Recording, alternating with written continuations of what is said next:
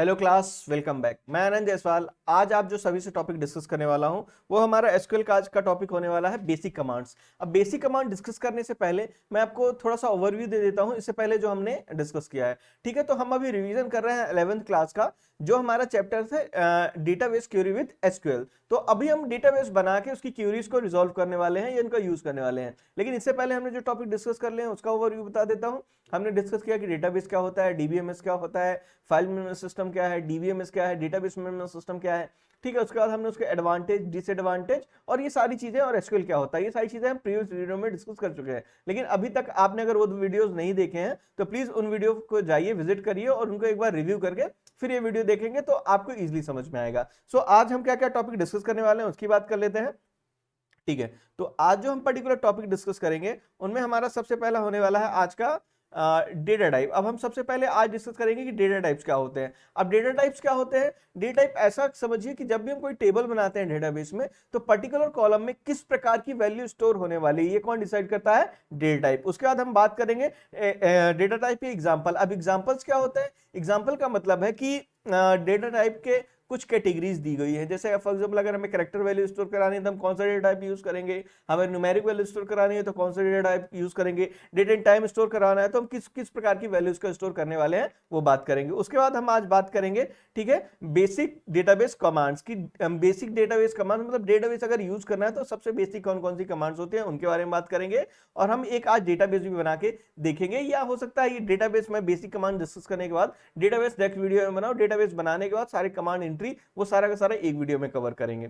ठीक है, सो बिना देर किए हुए हम नेक्स्ट जो मेन टॉपिक है हम उस पर मूव करते हैं। ठीक है,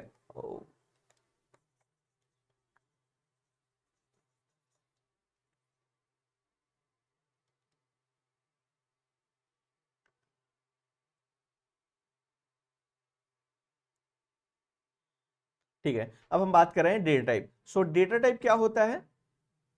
Data type are used to represent the nature of the data that can be stored in a database table। वही जैसा कि अभी हमने बात की कि डेटा टाइप क्या डिसाइड करता है? नेचर ऑफ डेटा की, डेटा किस प्रकार का किस पर्टिकुलर कॉलम में स्टोर होने वाला है।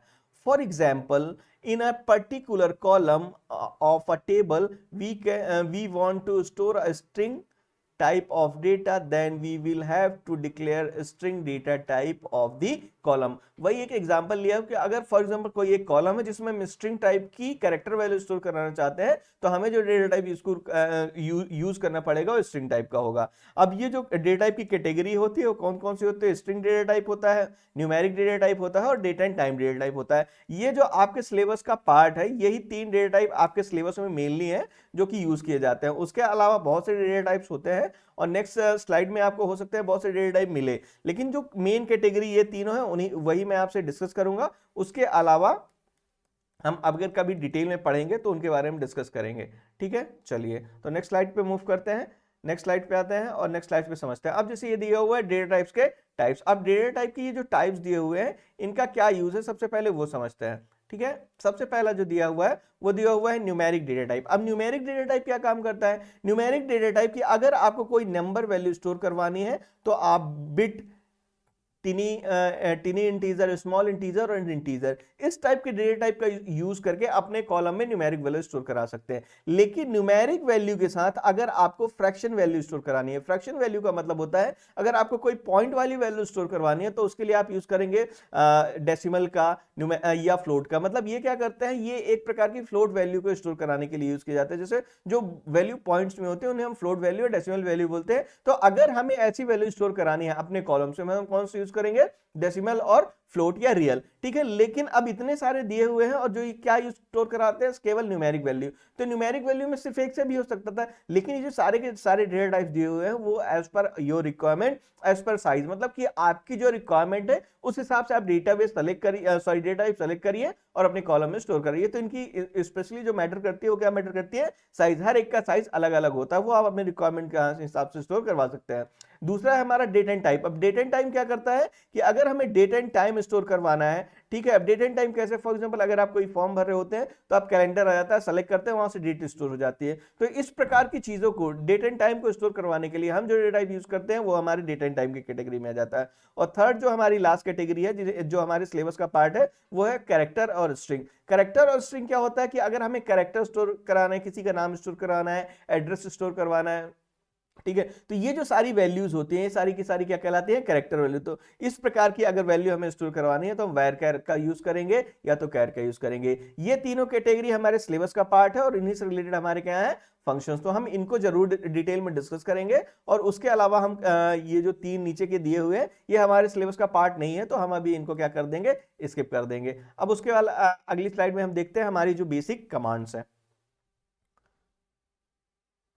ठीक है। तो अब हमारी जो बेसिक कमांड्स है उनको समझ लेते हैं, उसके बाद मैं इनका छोटा सा एक प्रैक्टिकल करके बताऊंगा। उसके बाद नेक्स्ट चैप्टर में हम पूरा प्रैक्टिकल स्टार्ट करें। सबसे पहले आती है शो कमांड। अब शो कमांड क्या काम करती है, शो कमांड का यूज होता है कि अगर आपने डेटाबेस बनाया, डेटाबेस हम जो यूज करने वाले हैं वो होता है माइस्क्यूएल, ठीक है। माइस्क्यूएल में अगर हमने कोई डेटाबेस बनाया हुआ है, पहले से डेटाबेस प्रेजेंट है, अगर हमने उसको देखना है तो हम क्या यूज करेंगे, शो कमांड। तो it is use to show database in MySQL. तो अगर डेटाबेस में डेटाबेस बनाया है हमने तो हम किस कमांड का यूज करेंगे, शो डेटाबेस का, ठीक है। उसके बाद आ जाती है ड्रॉप।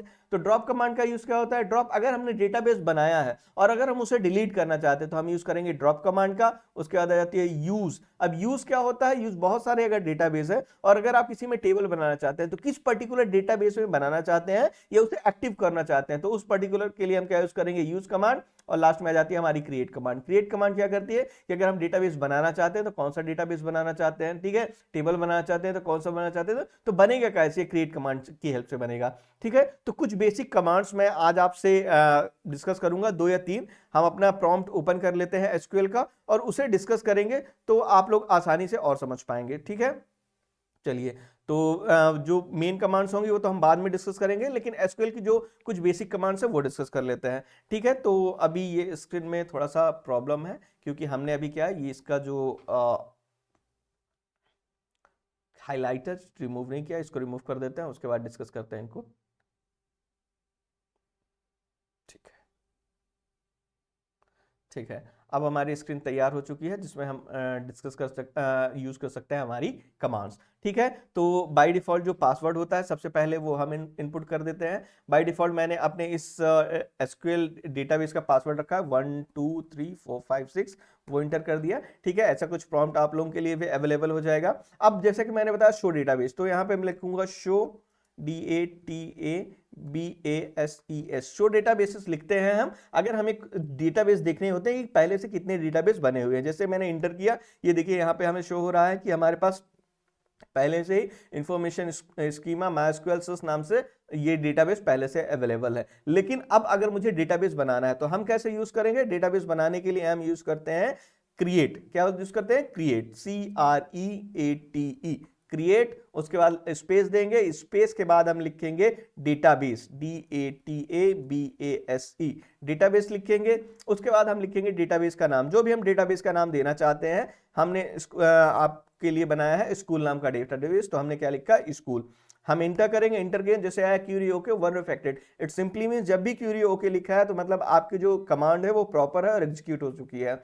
अब एसक्यूएल में सबसे बड़ी प्रॉब्लम क्या है कि अगर आपने एक कैरेक्टर गड़बड़ कर दिया है या प्रॉपर लाइन नहीं लिखी हुई है, जैसे कि क्यूरी लैंग्वेज है, तो क्या करता है वो एरर डिटेक्ट करता है और वो आपकी कमांड एग्जीक्यूट नहीं होती है। और यहाँ पे जो मैंने ये सेमी कॉलन लगाया हुआ है, ये सेमी कॉलन डॉट और जो कॉमा लगा होता है उसको टेक्निकल टर्मिनोलॉजी में हम बोलते हैं सेमी कॉलन, और इसका मतलब होता है एंड ऑफ द लाइन, यहां से लाइन खत्म हो गई। अब हमने जैसे डेटाबेस बनाया है, स्कूल नाम से बना हुआ है कि नहीं, तो हम शो डेटाबेस चला के देख लेते हैं कि हमारी जो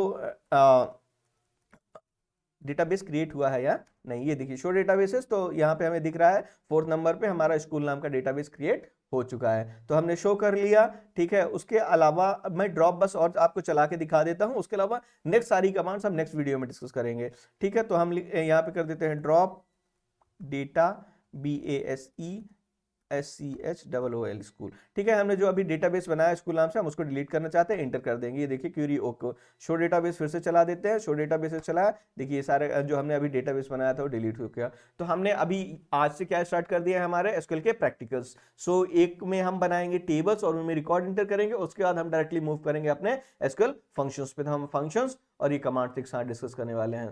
सो उम्मीद करता हूं मैं आपको ये टॉपिक्स क्लियर कर पाया। अगर आपको वीडियो अच्छा लगा है तो लाइक करिए, चैनल को सब्सक्राइब करिए।